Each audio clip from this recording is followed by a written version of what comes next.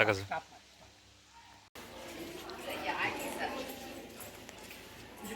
ನೋಡಿದ್ರ ಪೇಪರ?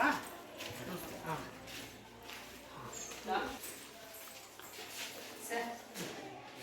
ಕೊಡ್ಬೇಕಾಯ್ತು ಮಕ್ಕಳಿಗೆ.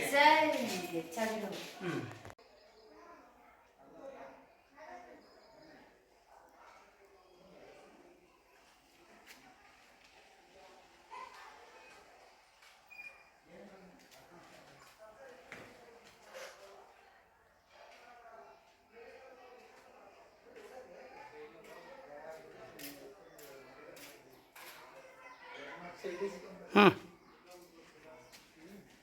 ಯಾರು?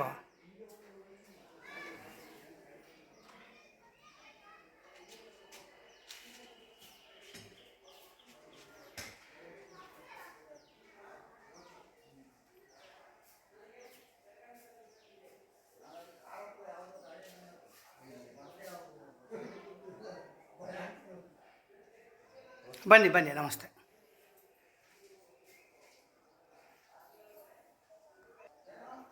ಬರ್ರಿ, ಗಲಾಟೆ ಮಾಡಬೇಡಿ.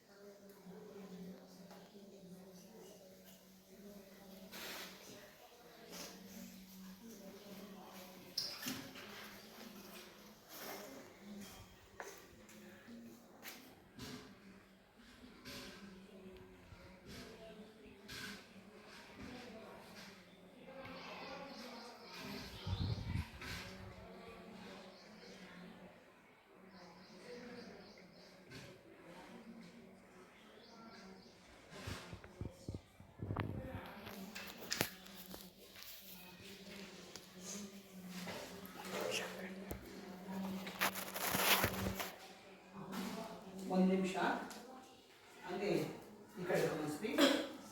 ನಿಮಗೆ ಸೋಷಿಯಲಲ್ಲಿ ಏನು ಮಾಡ್ತಾ ಇದ್ದಾರೆ? ಯಾವ್ದು ಮಾಡ್ತಾರೆ?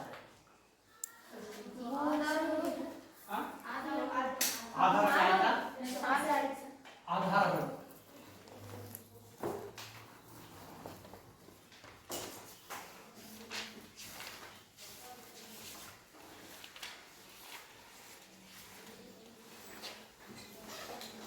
ಯಾರು ಹೇಳ್ತಾರೆ ಏನು ಆಧಾರಗಳು?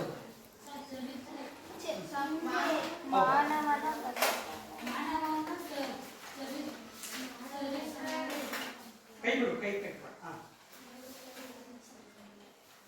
ಮಾನವನ ಗತಕಾಲದ ಚರಿತ್ರೆಗೆ ಬೇಕಾದ ಮೂಲ ಸಾಮಗ್ರಿಗಳೇ ಆಧಾರಗಳು. ಇನ್ಯಾರು ಹೇಳ್ತೀರಿ ಈ ಕಡೆ? ಈ ಕಡೆ ಯಾರು ಹೇಳ್ತೀರಾ? ಆಧಾರಗಳು ಎಂದರೇನು? ಇನ್ಯಾರು ಹೇಳ್ತೀರಿ ನಿಮ್ಮಲ್ಲಿ? ಹಾಂ, ಹೇಳಪ್ಪ. ಮಾನವನ ಗತಕಾಲದ ರಚನೆಗೆ ಬೇಕಾದಂತ ಸಾಮಗ್ರಿಗಳನ್ನು ಆಧಾರಗಳು ಎನ್ನುತ್ತೇವೆ. ಯಾವುದು ರಚನೆಗೆ? ಮಾನವನ ಅಲ್ಲ, ರಚನೆ ಯಾವ್ದು ಮಾಡ್ಬೇಕು ನಾವು? ಇತಿಹಾಸದ ರಚನೆಯನ್ನ ಮಾಡ್ಬೇಕು ನಾವು. ಇತಿಹಾಸದ ರಚನೆಯನ್ನು ಮಾಡಲಿಕ್ಕೆ ಅದು ವ್ಯಕ್ತಿ ಬಗ್ಗೆ ಆಗಿರ್ಬೋದು, ಒಂದು ದೇಶದ ಬಗ್ಗೆ ಆಗಿರ್ಬೋದು, ಒಂದು ಸಮುದಾಯದ ಬಗ್ಗೆ ಆಗಿರ್ಬೋದು, ಒಂದು ಊರಿನ ಬಗ್ಗೆ ಆಗಿರ್ಬೋದು, ಇವುಗಳ ಬಗ್ಗೆ ತಿಳಿಸ್ತಕ್ಕಂಥದ್ದು. ಈಗ ಅನುಸಂಧಾನದ ಬಗ್ಗೆ ನಾನು ವಿಷಯ ತಿಳ್ಕೊಬೇಕಪ್ಪ ಅಂದರೆ ಅನುಸಂಧಾನ ಅಂತ ಯಾಕೆ ಬಂತು, ಅನುಸಂಧಾನದ ಇತಿಹಾಸ ಏನು ತಿಳ್ಕೊಬೇಕಪ್ಪ ಅಂದರೆ